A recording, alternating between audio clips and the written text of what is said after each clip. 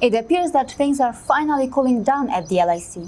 Despite all its territorial claims and aggression, why did China change its mind so fast? A defense expert from Russia has explained the complex dynamics between India, China and Russia, and in the current scenario, it makes a lot of sense. According to Andrei Akulov, India and China are the global actors that Moscow needs, as each great nation serves as a counterweight to the other. Besides, China counterbalances the US, while India counterbalances China.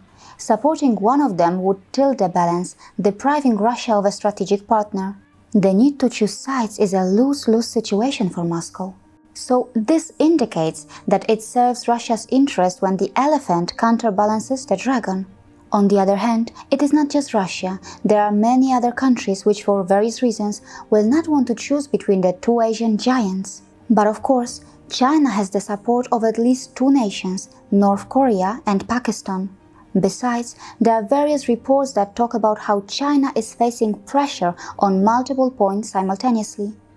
This includes India's boycott of Chinese apps and firms, flooding in the Galvan River, growing dissatisfaction among the Chinese veterans, India's muscle flexing near the Malacca Strait, which is regarded as China's jugular vein, China's territorial disputes with almost 20 nations, growing separatism within China, growing tensions in South China Sea, and finally the statement from Pompeo regarding the possible ban on Chinese apps in America, something that I predicted in my episode the day Chinese apps were banned by India.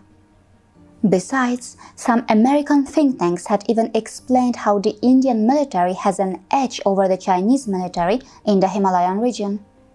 So yes, if China was not afraid of India, it was at least uncomfortable of the whole overwhelming situation that was developing against it. Back in Ladakh, India is strictly monitoring whether China is actually withdrawing its troops from friction points or not.